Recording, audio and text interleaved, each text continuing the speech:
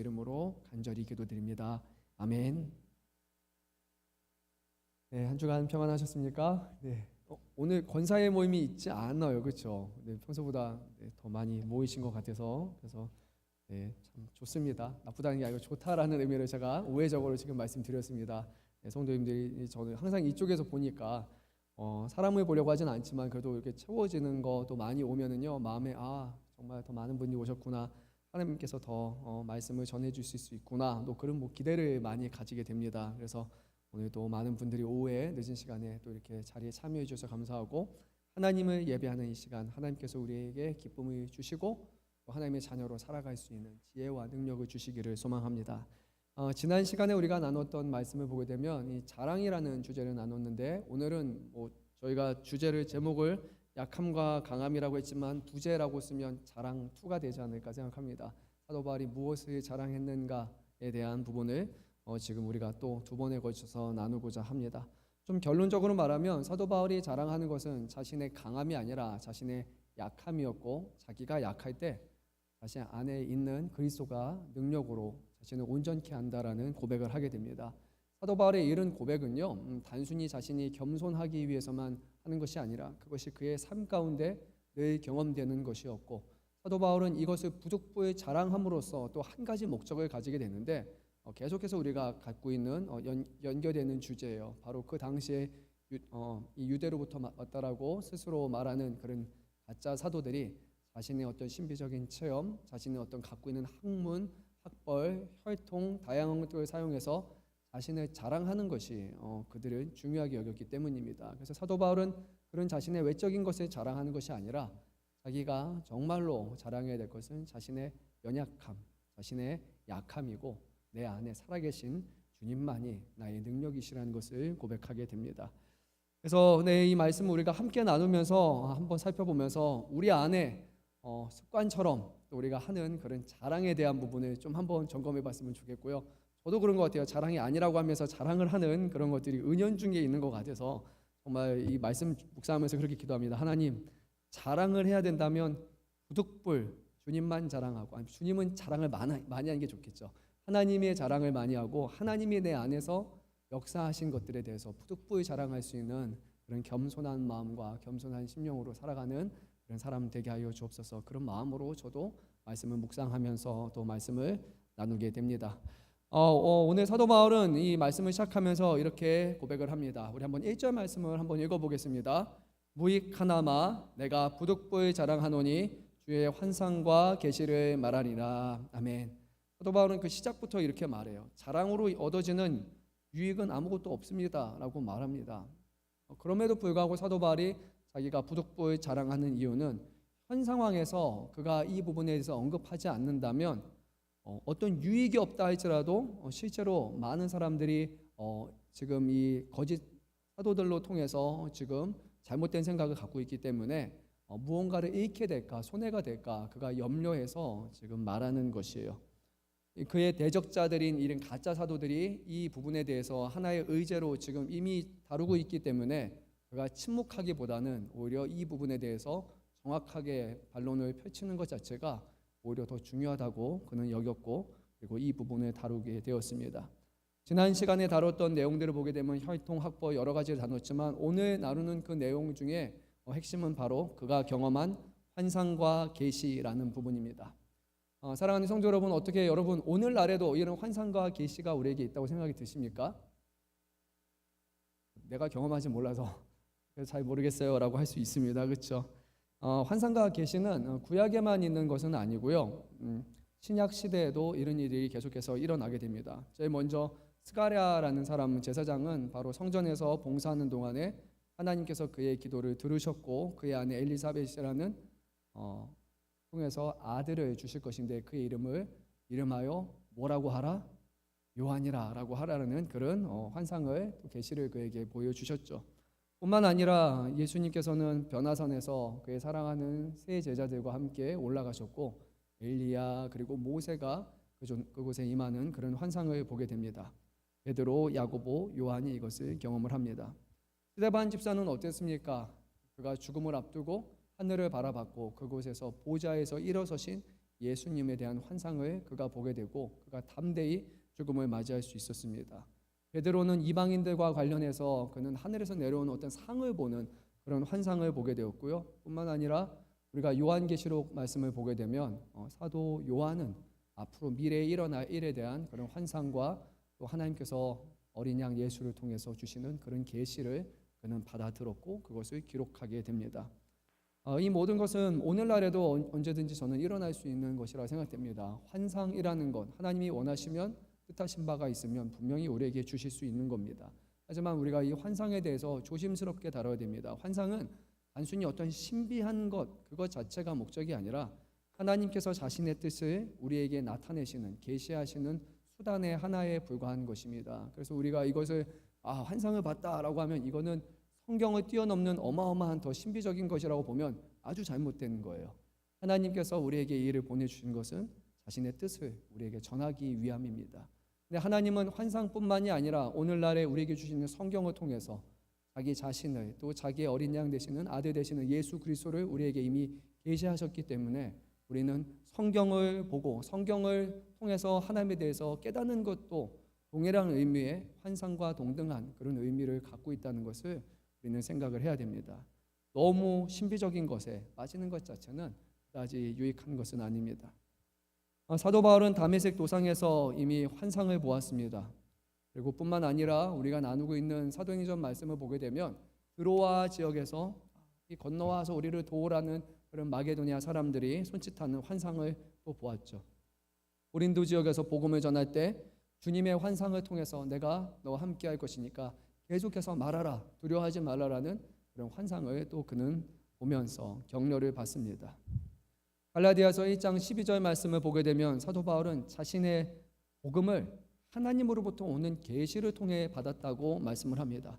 자신의 어떤 지식으로 복음을 깨달은 것이 아니라 하나님께서 가르쳐 주시고 하나님께서 나타내 주셨기 때문에 자기가 이것을 알게 되었다고 그렇게 그는 말하는 거예요. 복음에 대한 그 신비한 그의 통찰과 그리고 진정한 어떤 지혜에 다다를 수 있는 모든 것조차도 사도 바울은 자기가 혼자 습득한 것이 아니라 주님이 자신에게 계시하셨다라고 그렇게 말합니다. 이 모든 경험, 수많은 경험이 있어요. 사도 바울은 병자들 치유하는 능력도 있었고 그리고 사도 바울에게 있었던 어떤 일부를 가져다가 그냥 손을 대거나 그런 일이 있으면 병이 고침을 받는 아주 놀라운 그런 기적들도 있었지만 사도 바울은 그 어떤 것도 자기 자신을 특별함을 자랑하고 내세우는 수단으로 사용을 했을까요? 안 했을까요? 하지 않았습니다. 사람들이 신이 현현하였다라는 그런 얘기를 했을 때 그를 신처럼 여겼을 때 오히려 죄를 뿌리면서 왜 나를 신으로 여기냐고 그렇게 해서는 안 된다라고 아주 강하게 부인할 만큼 그는 그 자신을 드러내는 것 자신의 어떤 위대한 사람인 것처럼 여기는 것을 아주 그것은 말리면서 이것을 반대했던 것을 보게 돼요. 근데 오늘 사도 바울은 무익하지만 부득불 자랑한다라고 말을 합니다. 그러한 사도 바울이 지금 자랑해야 되는 사람이라면 이 고린도 교회의 상황은 영적으로 너무나 혼란스럽고 영적으로 문제가 되는 상황이라는 거예요. 우리가 고린도 전서 말씀에서도 보지만 이 고린도 교회는 영적인 부분에서 아주 관심이 많았던 거예요. 그래서 사도 바울이 방언에 관한 말씀과 그리고 예언과 계시에 관한 말씀을 그렇게 길게 그가 적었던 이유는 바로 이 고린도 교회가 신비한 체험과 어떤 영적인 것에 대해서 너무 많은 관심을 가져서 그것이 어떤 신앙의 우월성을 드러내는 것처럼 여겼기 때문에 사도 바울은 그것에 대해서 꼬집으면서 그렇게 하지 말라라고 강하게 말한 것을 보게 됩니다. 더 중요한 것이 우리에게 있는 거예요. 신비적인 체험이 아니라 바로 예수 그리스도 또 그분을 통해서 주시는 복음이야말로 우리에게 가장 신비하고 가장 위대한 것이기 때문이에요. 사도 바울은 그래서 이 복음 자체가 오랜 시간 동안 가리워져 있었고 희미해져 있었고 그것이 우리에게 드러내게 되었다는 것 자체가 가장 신비스러운 일, 가장 위대한 일을 하고 그가 밝힌 만큼 사도 바울의 관심은 바로 복음, 이것이야말로 가장 큰 하나님의 능력이라는 것을 그는 믿으며 살아갔습니다. 오늘 본문에서 사도 바울은 그럼에도 불구하고 14년 전에 발생한 어떤 하나의 환상에 대해서 그가 언급을 합니다. 2절부터 4절까지의 말씀을 우리가 한번 읽도록 하겠습니다. 내가 그리스도 안에 있는 한 사람을 아노니 그는 14년 전에 셋째 하늘에 이끌려간 자라. 그가 몸 안에 있었는지 몸 밖에 있었는지 나는 모르거니와 하나님은 아시느니라. 내가 이런 사람을 아노니 그가 몸 안에 있었는지 몸 밖에 있었는지 나는 모르거니와 하나님은 아시니라. 그가 낙원으로 이끌려가서 말로 표현할 수 없는 말을 들었으니 사람이 가히 이르지 못할 말이로다. 아멘. 오늘 이 말씀이 2절에서 4절 말씀이 누구에 관한 말씀입니까? 누구의 경험인 것 같아요? 우리 원로 목사님 바로 얘기해 주셨어요. 그렇죠? 사도 바울 자신에 관한 거예요. 그런데 여러분 보면 좀 희한하죠. 문법적으로 보게 되면 지금 몇 인칭입니까? 4인칭? 아니죠. 3인칭 맞죠? 그렇죠? 지금 한 사람을 아노니, 그러니까 나하고 너가 아닌 다른 사람이면 3인칭이잖아요. 그리고 그라고 말하기 때문에 지금 3인칭으로 누굴 말하는 거예요. 사도 바울은 지금 자기 자신에 대한 경험임에도 불구하고 이것을 다른 사람에게 한 것처럼 지금 그렇게 서로 분리해서 말하는 것을 우리가 보게 됩니다. 왜 그런지는 좀 더 이어서 제가 말씀을 전해드리겠습니다. 근데 우선 그가 경험한 것이 무엇이냐? 사도 바울이 경험한 것은 바로 셋째 하늘에 이끌려 갔다는 거예요. 그래서 이것을 뭐 3층천이라고 그렇게 표현을 하기도 합니다. 뭐 몇 층 중에 세 번째 층인지 정확하게 알 수는 없죠. 어떤 그 당시에 고대 사상에서는 7층까지 있었다라고 얘기하는 사람도 있고 5층까지 있다라고 말하는 그런 헬레니즘의 그런 종교도 있었고 정확하게 몇 층인지 알 수 없지만 사도 바울은 이곳에서 셋째라고 그렇게 표현을 합니다. 또한 4절 말씀을 보면 이곳이 세 번째 천국은 바로 우리가 소위 말하는 천국, 그 낙원이라고 그는 언급을 합니다. 왜 이런 표현을 사용했는가? 저도 한 3년쯤 됐죠. 이제 일반 대학원, 신대원을 끝마치고 나서 일반 대학원에 들어가서 이제 관심을 가졌던 게 바로 이 중간기 문헌인데, 이 유대인들의 자신들의 종교와 사상과 그리고 그들이 다뤘던 어떤 문헌에 대한 그런 연구를 해서 그걸로 이제 논문을 쓰려고 해서 봤었는데, 그 중에 이 삼층천에 관한 언급이 있는 그런 고대 문서가 있습니다. 이것을 에녹서라고 그렇게 알려져 있는데, 뭐 이 부분에 대해서 좀 교수님하고 같이 좀 공부를 했던 그런 게 있어요. 이 외경이라는 거 여러분, 위경이라는 거 여러분 혹시 들어보셨습니까? 외경, 위경, 우리는 잘 사용하지 않는 그런 표현이에요. 외경이라고 말하면 우리 66권 외에 다른 성경을 말하고 천주교에서는 이것을 받아들이게 되지만 우리는 이것을 사용하지 않습니다. 위경은 무엇이냐? 위경은 자신의 이름이 아니라 남의 이름을 사용해서 그 이름을 따서 만들어진 어떤 고대의 종교적인 문서를 우리가 위경이라고 말해요. 그래서 에녹서는 에녹이 지은 게 아니에요. 그런데 에녹이라는 사람의 이름을 사용해서 쓴 것이고, 또 모세를 언급하는 그런 위경도 있고, 아담과 하와에 대해서 그의 삶에 대해서 얘기하는 그런 위경들도 있습니다. 근데 중요한 것은 이것은 성경이 아니라 그 당시에 유대인들이 가졌던 고대 종교 사상을 이해하는 데 도움을 주는 그런 성경 외 문서라는 거예요. 정확한 저자가 알려지지 않았기 때문에 그 문헌에 대한 신빙성은 좀 떨어집니다. 근데 이제 왜 이것을 언급하냐면 이 당시에 유대인들이 이것을 상당히 중요한 문서로 다루었고, 이 에녹서를 보게 되면 천국을 3층천으로 묘사하는 그런 구체적인 언급이 있기 때문이에요. 그 내용을 보게 되면 첫 번째 하늘은 구름과 안개로 가득 차 있고 이곳은 천사들이 기본적으로 거주하는 곳입니다. 그리고 두 번째 하늘은 천사들이 어떤 신성한 의무를 담당하는 곳이고, 천사들이 그곳에서 지상과 천상에 일어나는 그런 사건들을 하나하나 이렇게 기록하는 것, 그리고 악한 영혼들과 타락한 천사들이 갇혀 있는 곳, 일종의 지옥의 모습으로도 이렇게 표현을 하게 됩니다. 그러니까 1층과 2층에서는 천사들이 머무는 영역으로 그렇게 언급이 돼요. 그리고 나서 3층전 세 번째 하늘에 대한 언급이 있습니다. 하나님의 보좌가 위치해 있는 곳으로서 이곳을 낙원이라고 그렇게 부릅니다. 이곳은 의인들이 최후의 심판 후에 머무게 된 장소로 그렇게 묘사가 됩니다. 그래서 사도 바울은 오늘 지금 이 세 번째 하늘, 셋째 하늘이라는 표현을 사용하고 있는 그 이유는 바로 이것이 그 당시에 이런 종교적인 문서를 널리 펼쳐져 있던 그런 사람들이 보는 그런 문서였기 때문에 유대인들에게 매우 익숙한 표현이었고 사람들이 관심을 가질 만한 표현이었기 때문이에요. 그래서 사도 바울은 이곳을 세 번째 하늘이라고 그렇게 표현을 하게 됩니다. 근데 중요한 것은요, 3절과 4절 말씀을 보게 되면 사도 바울이 자기가 스스로 간 것이 아니에요. 성경에 뭐라고 말씀합니까?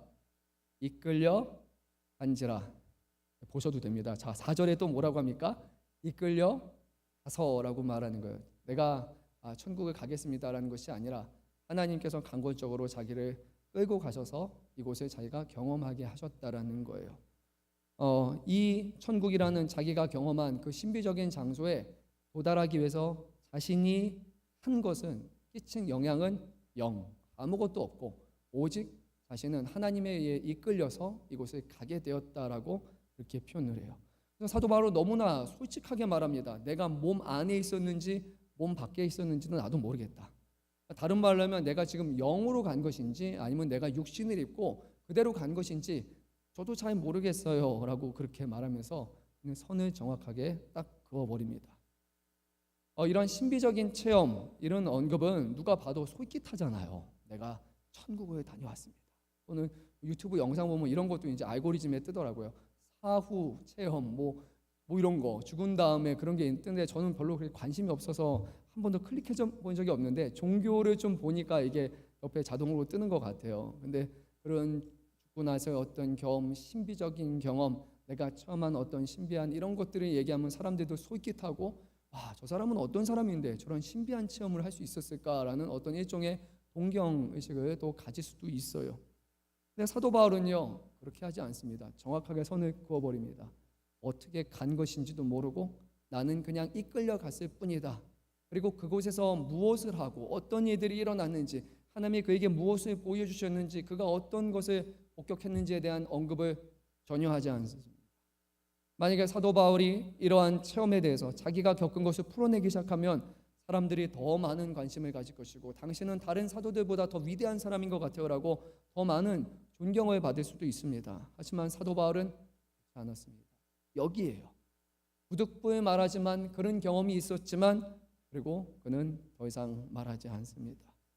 신비적인 경험을 통해서 신령한 어떤 경험을 통해서 사람들의 관심을 사고 존중심을 자아내는 것은 사도 바울이 원하는 것이 아니었기 때문이에요. 자신을 향해 관심을 갖는 것, 그건 사도 바울의 관심이 아니라 자기를 통해 그리스도가 드러나시는 것이 바로 사도 바울의 모든 관심사였기 때문입니다. 예수님이 주인이시고 그는 예수님에 의해서 보내심 받은 사도일 뿐이지 사도가 예수님보다 더 위대한 사람일 수는 없습니다. 이 땅에 있는 어떤 신자나 이 땅에 있는 어떤 목회자나 이 땅에 있는 어떤 교회도 주님의 사용하시는 손과 발이고 주님의 몸일 뿐이지 주님의 영광을 취하거나 주님이 받으셔야 될 어떤 것도 우리가 취해서는 안 되는 것이에요. 종이 주인의 것을 탐하고 종이 주인이 받아야 될 영광을 취한다면 그 자를 누가 종이라고 할 수 있겠습니까? 안역도라고 말할 뿐입니다. 오직 주님의 사도들과 주님의 자녀들은 주님을 드러내고 주님을 영화롭게 하는 것이 우리의 모든 관심사고 목적이 되어야 됩니다. 계속해서 사도 바울은 3인칭으로 이 사람을 가리킵니다. 5절 말씀에서도 그런데요. 그리고 나서 또 동시에 자신에 대해서 말하면서는 또 1인칭으로 이렇게 말합니다. 우리 한번 5절 말씀 다시 한번 읽도록 하겠습니다. 내가 이런 사람을 위하여 자랑하겠으나 나를 위하여는 약한 것 외에는 자랑하지 아니하리라 라고 그는 이렇게 서로 다른 사람인 것처럼 이렇게 분리하는 거예요. 그러니까 부득불 자랑을 해야 하는 하지만 나는 전혀 자랑을 하고 싶지 않고 이것은 무익할 뿐이라고 생각하는 사도 바울의 본연의 자기 자신의 마음의 두 가지를 구분해서 지금 말하고 있는 거예요. 사도 바울이 자랑할 것은 이런 것이 아니었습니다. 다만 그 성도들을 위해서 그는 언급할 뿐이었어요. 근데 정말로 그가 자랑하고 싶어하는 것은 그것이 아니라 자신을 위해서 자랑하는 것이 아니라 바로 자신의 힘이 되시는 주님이었을 뿐입니다. 그래서 사도 바울은 이렇게 고백합니다. 나를 위하여는 약한 것들 외에 자랑하지 아니하리라. 아멘. 뭐라고요? 나를 위하여는 약한 것들을 외에는 자랑하지 아니하리라. 아멘. 한번 다시 한번 얘기해 볼게요. 나를 위하여는 약한 것들 외에는 자랑하지 아니하리라. 아멘. 이것이 우리의 고백이 되기를 원합니다. 우리의 강함을, 우리가 잘하는 것을, 우리가 이뤄놓은 것을 자랑하는 것이 아니라 나를 위해서, 우리를 위해서 자랑해야 된다면 나의 약한 것, 나의 연약함, 나의 부족함, 그것을 자랑하는 것이 바로 신실한 하나님의 사람들이 해야 될 것입니다. 사도 바울이 이렇게 고백합니다. 우리 한번 5절 6절 말씀 다시 한번 읽도록 하겠습니다. 내가 이런 사람을 위하여 자랑하겠으나 나를 위하여는 약한 것들 외에는 자랑하지 아니하리라. 내가 많이 자랑하고자 하여도 어리석은 자가 되지 아니할 것은 내가 참말을 함이라. 그러나 누가 나를 보는 바 내게 듣는 바에 지나치게 생각할까 두려워하여 그만두노라. 6절 말씀 보면 누가 나를 보는 것과 내게 듣는 것에 대해서 너무 지나치게 생각할까 봐 그것이 두려워서 나는 그만두겠다. 더 이상 이 부분에 대해서 언급하지 않겠다는 거예요. 그래서 저는 오늘 현대를 살아가는 수많은 사람들, 어떤 이런 신비한 체험과 이런 것에 대해서 간증하고 하는 분들이 정말 이 말씀을 조금 깊이 다뤘으면 좋겠습니다. 이것을 통해 하나님의 영광을 드러내는 일이 일어날 수도 분명히 있어요. 저는 가능하다고 봅니다. 이런 신비적인 거 하나님께서 정말 놀랍게 이런 것을 보여주셨고 정말 겸손함으로써 감사함으로써 부득불 이것을 얘기하면서 하시는 분들도 있을 겁니다. 하지만 그것이 아니라 그것이 반복됨을 통해서 혹여라도 내가 이것을 전하는 사람인 것처럼 내 자신을 자꾸만 자랑하고자 하는 그런 욕구가 아주 조금이라도 생긴다면 그 자리에서는 멈춰서야 되는 거예요. 그것은 하나님이 기뻐하는 것이 아니라 하나님이 영광 받으시는 것이 아니라 하나님의 영광을 내 것으로 취하는 아주 위험한 행위이기 때문입니다. 그러면 사도 바울이 약함에 대해서 얘기한다고 하는데 그의 약함은 무엇입니까? 네, 7절 말씀에 이렇게 기록합니다. 여러 계시를 받은 것이 지극히 크므로 너무 자만하지 않게 하시려고 내 육체의 가시 곧 사탄의 사자를 주셨으니 이는 나를 쳐서 너무 자만하지 않게 하려 하심이라. 아멘. 왜 이 가시를 주셨다고 먼저 말씀합니까? 너무 자만하지 않게 하기 위해서 가시를 주셨다고 말해요. 그러면 그의 가시는 무엇입니까? 그의 약함은 무엇입니까? 이게 좀 어려운 표현인데요. 헬라 이 성경 신약 성경 전체 딱 한 번밖에 사용되지 않는 표현이에요. 이 가시라는 것을 뜻하는 헬라어 스콜롭스라는 단어인데 여기 신약 성경에서는 이 본문에서만 나타나요. 근데 그 의미는 일반적인 단어 의미는 가시, 뾰족한 것을 의미하기 때문에 성경은 제대로 이것을 번역을 했습니다. 근데 성경에 다른 용례가 없기 때문에 이게 무엇을 의미하는가를 좀 찾아보는 것은 쉽지 않은데 그나마 조금 도움이 되는 그런 자료는 바로 이 구약 성경을 원래 히브리어 또 이제 유대인의 언어로 된 것을 나중에 그리스 언어로 헬라어로 바꿔서 번역한 성경이 있습니다. 그것을 70인역이라고 우리는 부릅니다.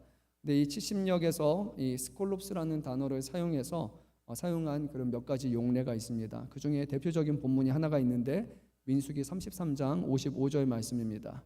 너희가 만일 그 땅의 원주민을 너희 앞에서 몰아내지 아니하면 너희가 남겨준 자들이 너희 눈에 가시와 너희 옆구리에 찌르는 것이 되어서 너희가 거주하는 땅에서 너희를 괴롭게 할 것이요 라고 말씀을 합니다. 또 이와 관련된 여러 가지 본문들이 있는데 이 가시라는 표현은 이렇게 볼 수 있어요. 하나님의 말씀에 순종하지 않을 때, 하나님의 뜻에 순종하지 않을 때 그 가시가 우리를 가로막고 좌절시키는 어떤 역할을 한다라고 말씀을 합니다. 오늘 사도 바울은 7절 말씀에서 이 가시가 다른 것이 아니라 내 육체의 가시라는 그런 표현을 사용했기 때문에 아마 우리가 이것을 좀 문자적으로 그대로 받아들이게 된다면 그 육신에 있는 어떤 결함 또는 그의 육신의 어떤 질병이라고 우리는 그렇게 표현할 수 있습니다. 사도 바울은 갈라디아서 4장 13절에서 15절에서 이렇게 말씀을 합니다. 내가 처음에 육체의 약함으로 말미암아 너희에게 복음 전한 것을 너희가 아는 바라. 너희를 시험하는 것이 내 육체에 있으되 이것을 너희가 업신여기지도 아니하며 버리지도 아니하고 오직 나를 하나님의 천사와 같이 또는 그리스도 예수와 같이 영접하였도다. 너희의 복이 지금 어디 있느냐? 내가 너희에게 증언하노니 너희가 할 수만 있었더라면 너희의 눈이라도 빼어 나에게 주었으리라. 사도 바울의 신체적인 결함에 대해서 얘기하면서 약하고 결함이 있었음에도 불구하고 이곳에 있는 성도들이 갈라디아 교회 성도들이 그것을 문제 삼지 않았다는 것을 감사하면서 얘기하는 거예요. 근데 여기서 말하는 사도 바울의 약함이란 오늘 15절 말씀을 보면 눈이라고 그런 언급을 하는 거예요. 사도 바울의 시력이 너무나 좋지 않았는데 이 성도들은 사도 바울을 너무나 존중하고 사랑하는 사람이어서 할 수만 있으면 자기의 눈을 빼가지고 사도 바울의 눈을 이식시킬 만큼 그렇게 사도 바울을 귀하게 여겼다는 거예요. 아마도 이것이 가능한 사도 바울의 가시일 수도 있습니다. 또는 다른 부분에서 그가 겪고 있는 육신의 어떤 연약함이나 그의 삶에 자기가 해결하지 못하는 그런 취약한 부분일 수도 있습니다. 하지만 그것이 무엇이든 간에 그는 이것을 가시로 여겼고 이것은 하나님께서 그가 자만하지 않도록 하나님께서 그에게 허락하신 것이라고 말씀을 합니다. 근데 사도 바울도 이것을 받아들이기까지 상당한 어려움이 있었던 것으로 보입니다. 그래서 우리 한번 8절 말씀을 읽도록 하겠습니다. 이것이 내게서 떠나가게 하기 위하여 내가 3번 주께 간구하였더니, 사도 바울은 기도했어요. 하나님, 이 육신의 가시, 이 문제가 해결되기 원합니다. 그가 요구하는 것은 단순히 그냥 내가 좀 잘 보이기 위해서, 내가 건강하기 위해서 한 것이 아니라, 사도 바울이라는 사람이라면 하나님의 복음을 감당하는 데 있어서 이것이 걸림돌이 되지 않기 위해서 하나님 앞에 간구했을 거예요. 이 교회에 가서 자신의 연약함, 눈의 문제로 인해서 어려움이 있었던 것처럼, 하나님, 이것만 치유해 주시면, 이 문제만 해결해 주시면 제가 하나님 앞에 더 귀하게 사용될 수 있고 더 하나님이 기쁘시게 하는 일에 내가 언제든 사용될 수 있지 않습니까? 그래서 그는 이 일을 놓고 기도했고 또 기도했고 또 기도하게 됩니다. 3번이나 그는 간절히 하나님 앞에 기도합니다. 그런데 응답이 되었을까요? 되지 않았을까요? 되지 않았습니다. 그 사도 바울인데 그 사도 바울의 기도도 하나님은 응답하지 않았습니다. 또 어쩌면 사도 바울의 질병은 이런 거일 수도 있어요. 사도 바울은 말을 잘 못하는 사람이었어요. 유창한 화술이나 유창한 원변을 사용하는 사람들이 아니었다고 사도 바울은 언급하고, 그리고 성경에 보게 되면 아주 특이한 사건이 하나가 일어나죠. 사도 바울이 성경을 강론하는데 좀 늦은 시간까지 강론을 하다가 아주 큰 일이 하나가 발생했습니까? 뭐였죠? 네, 젊은 청년 하나가 그 말씀을 듣다가 졸아가지고 어떻게 했죠? 네, 떨어져서 죽었어요.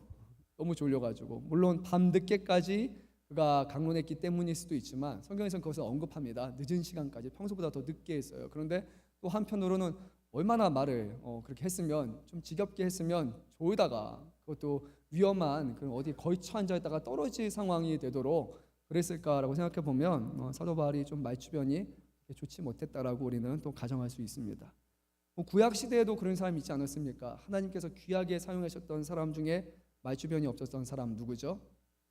그렇죠, 모세죠. 지팡이 들었던 사람. 그래서 하나님, 제가 말을 잘 못합니다. 그래서 못하겠어요. 근데 하나님은 뭐라고 말씀하셨어요? 너의 형 아론이 있지 않느냐, 내가 너를 그를 붙여주겠다라고 하셨습니다. 근데 한번 생각해 보니까 재미난 건요, 최근에 그 말씀 묵상하는 중에 신명기 말씀을 보게 되면 모세보다 아론이 먼저 죽잖아요. 그렇죠? 그래서 그는 자기가 말주변이 없다고 생각했지만 그것이 전혀 모세에게 어떤 결함이나 부족함이 되진 않았습니다. 아론이 없어도, 대언자가 없어도 모세는 충분히 하나님의 일을 감당할 수 있는 그런 사람이었던 거예요. 전혀 문제가 되지 않습니다.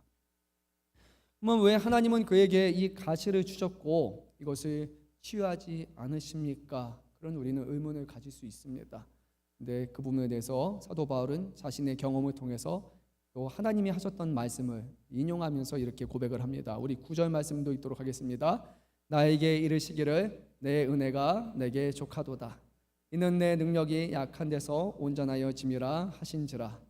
그러므로 도리어 크게 기뻐함으로 나의 약한 것들에 대하여 자랑하리니 이는 그리스도의 능력이 내게 머물게 하려 함이라. 아멘. 제일 먼저 이렇게 말씀하셨어요. 내 은혜가 내게 족하도다라는 것입니다. 여러분, 하나님의 은혜가 여러분에게 족하다라는 것을 믿으십니까? 우리는 종종 여기서 이것을 저 잘했으면 좋겠고, 나는 이런 거를 좀 가지고 있었으면 좋겠는데 왜 나는 이런 게 없을까?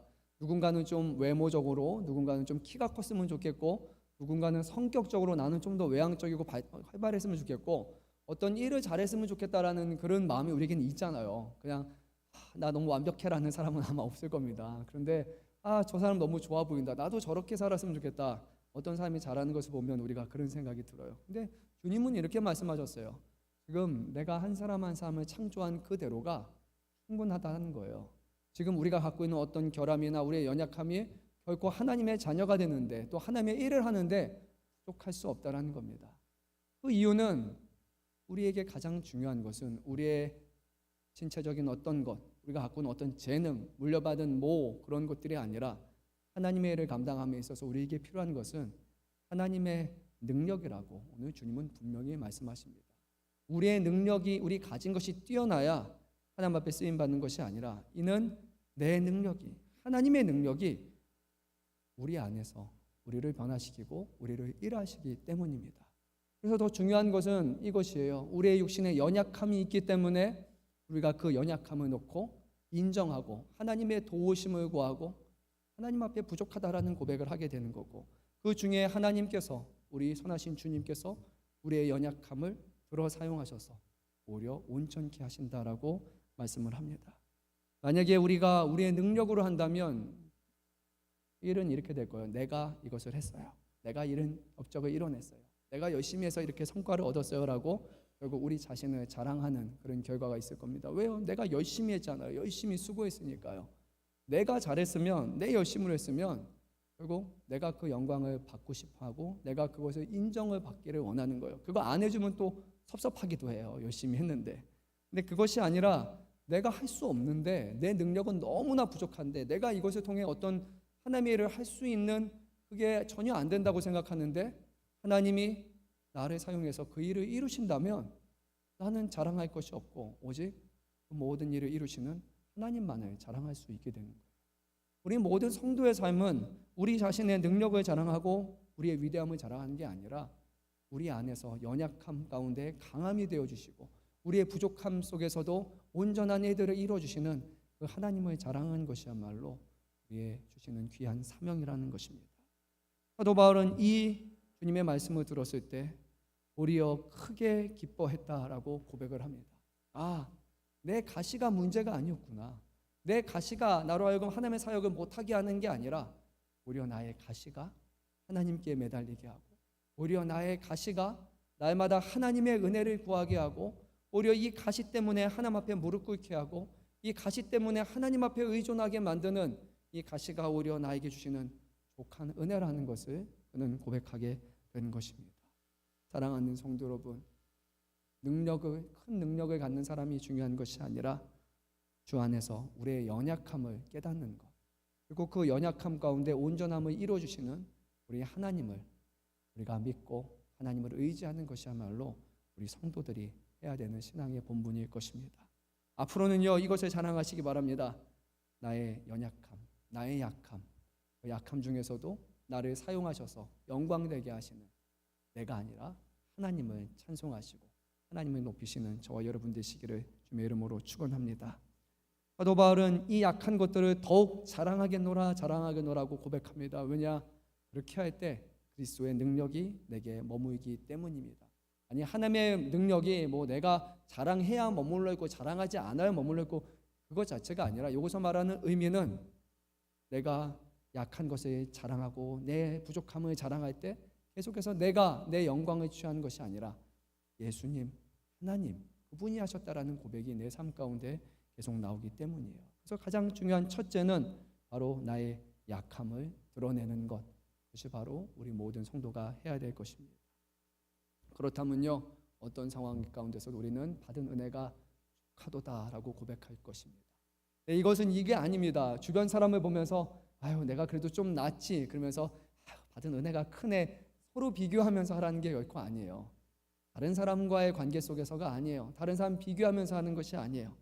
절대적인 하나님과의 관계 속에서 나의 어떤 연약함도 그 안에 가장 온전함으로 이루어주시는 그 주님을 우리가 찬양하고 만족하며 살아가는 것이 바로 우리의 성도의 삶인 줄 믿습니다. 우리 끝으로 10절 말씀을 한 목소리로 읽도록 하겠습니다. 그러므로 내가 그리스도를 위하여 약한 것들과 능욕과 궁핍과 박해와 곤고를 기뻐하노니 이는 내가 약한 그때의 강함이라. 아멘. 여러분, 이 말이 아마 공감이 되실 겁니다. 여러분, 언제 제일 열심히 기도하십니까? 뭐가 하면 힘든 일이 발생할 때요. 지금 그 문제가 바로 내 여기 앞에 이게 떨어진 거예요. 우리 뭐 학생들 생각하면 이제 고3 수능 앞둔 100일, 50일 되면 그래도 믿는 사람들이라면 그때부터 좀 간절해지기 시작할 거예요. 내가 공부를 잘했으면 좀 기도 안 할 거예요. 준비가 됐으면 기도를 안 하고 너무 불안한데 그러면 그때부터 하나님 하면서 매달리기 시작할 거예요. 우리 청년분들은 취업 관련해서 어떤 시험을 놓고서 점점 마음이 조급해지고 간절해짐이 있을 거예요. 근데 처음부터 뭐 합격하고 그냥 다 잘 됐어요. 그러면은 기도 잘 안 하죠. 솔직하게 말해서 어려움이 발생해야, 문제가 발생해야 우리는 기도하고 하나님을 의지하는 게, 뭐 저도 그래요. 모든 사람의 모습이 아닐까요? 교회적으로 어려움이 있어야, 박해가 있어야 우리가 더 하나님 앞에 붙들고 기도하기 시작합니다. 재정적인 어려움이 있어야 하나님 앞에 그 문제를 놓고 기도하기 시작합니다. 교회 안에 어떤 분란이 생기기 시작하면 그것을 놓고 하나님 앞에 더 강하게 기도하기 시작합니다. 그 전까지는 괜찮은 거예요. 그렇게 큰 문제가 되지 않은 거예요. 근데 정말 해결할 수 없는, 눈에 보이는 가시적인 문제가 생길 때, 하나님이 아니면 안 된다고 여겨질 때 결국 우리는 하나님 앞에 무릎 꿇을 수밖에 없는 거예요. 사도 바울은 이것이 자신의 삶 가운데 매일매일 이루어지기를 원하는 것입니다. 그렇지 않으면 우리 안에 있는 자아가 끊임없이 우리 자신을 드러내고 우리를 자랑하고 하나님을 의존하지 않게 만들기 때문에 사도 바울은 이렇게 고백하지 않습니까? 나는 날마다 죽노라라고 말하는 거예요. 육신적으로만 죽는 것이 아니라 그가 죽고 예수 그리스도가 날마다 그 안에 사시지 않으면 내가 주인 되고 내가 이끄는, 내가 원하는 삶을 살아갈 수밖에 없기 때문입니다. 그래서 이렇게 말하기는 뭐하지만요, 사랑하는 성도 여러분, 날마다 죽으시기를 바랍니다. 내 자신에 대해서, 세상에 대해서, 내 욕심에 대해서는 우리는 죽어야 됩니다. 그러나 우리는 죽음이 끝이 아니라 그리스도 안에서 다시 살아야 됩니다. 하나님의 영광을 바라보고 주님의 일을 감당하고 우리가 성도로 살아가는 데 있어서 주님과 함께 다시 부활하여 살지 않으면 우리는 주님의 일을 감당할 수가 없습니다. 회개하고 연약함을 고백하는 것이 우리의 모든 본분이 아니라 그리스도와 함께 살아가는 것, 그리스도와 함께 다시 사는 것, 그것이 바로 우리 모든 성도들이 마땅히 해야 될 본분입니다. 사랑하는 성도 여러분, 약할 때 우리가 강하다라는 사도 바울의 고백과 같이 정말로 강하고 담대한 사람으로 살기 위해서라면 오히려 하나님 앞에 무릎을 꿇으시기 바랍니다. 전능하신 하나님 앞에 맡기는 그 시간이, 그 하나님을 붙잡는 그 시간이 우리가 가장 강하고 우리가 가장 능력 있고 가장 온전해지는 시간입니다. 주님이 우리 안에 사시고 역사하시기 때문입니다. 한 주간 또 수고하셨고 또 새로운 주일을 맞이했습니다. 우리 청년분들, 요즘 직장 다니는 분들 많고 또 취업 준비하는 분들, 공부하는 분들, 학업하는 분들 많아요. 그렇죠? 한 주간 내가 얼마나 주님을 의지했는지 한번 생각해 봤으면 좋겠어요. 그래서 내가 빨리 이걸 해야 돼, 내 힘으로 해야 돼 라는 생각이 좀 앞섰다면 오늘 말씀을 여러분의 마음에 좀 새겼으면 좋겠어요. 내가 잘하는 게 아니라 하나님을 의지하는 것이다. 우리 청년분들에게 먼저 말한 거예요, 순서적으로. 그리고 우리 사랑하는 모든 성도 여러분, 그리고 모든 목회자분들, 우리 모두 우리의 강함이 아니라, 우리의 잘함이 아니라 우리의 약함을 인정하시고 그 약함을 드러내시고 그 가운데 우리를 사용하시는 하나님을 찬양하시기 바랍니다. 한 주간에 와서 우리가 모여서 서로 인사하고 서로 나누는 모든 것들은 그리스도가 우리 안에서 얼마나 우리를 온전케 하셨는지, 나약하고 연약한 우리를 통해서 얼마나 위대한 일을 이루셨는지 우리는 그것을 감사하고 그것을 찬양하며 이 자리에 하나님을 높이는 시간이 되어야 되는 겁니다. 성도들의 모든 교제와 수많은 대화들은 바로 하나님이 우리 안에서 이루시는 것들을 찬양하는 것에 그 목적이 되어야 됩니다. 이 교회 안에서 주일에 그런 일들로 우리 교회가 쓰임받고 채워질 수 있기를 바랍니다. 뭐 어디 놀러 갔다 왔어, 뭐 맛있는 거 먹었어, 이것도 뭐 잠깐 유기 거를 할 수 있는 거지만요, 그것보다 모든 성도들의 아름다운 교제는 주님과 동행하는 삶, 주님이 이끄시는 삶에 대한 고백을 나눌 때 비로소 우리의 영이 만족스럽고 우리가 기뻐하고 감사하지 않습니까? 그런 일들이 우리 안에 더 많이 고백되고 더 많이 나타날 수 있기를